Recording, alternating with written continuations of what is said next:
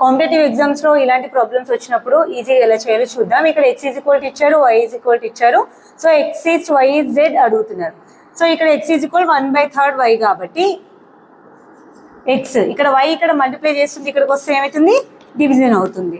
So x is y is equal 1:3. అదేవిధంగా y/z is equal 1/2.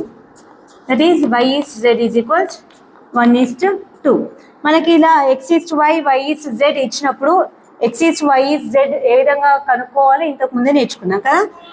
x is y is z is equal ఈ values as it ఈస్గా అదే విధంగా వేసుకొని ఇది x అవుతుంది 1:1, y వచ్చేసేసి 1:3, zకి 3:2, that is 6. So x is y is z is equal 1 is 3 is 6 is the right answer.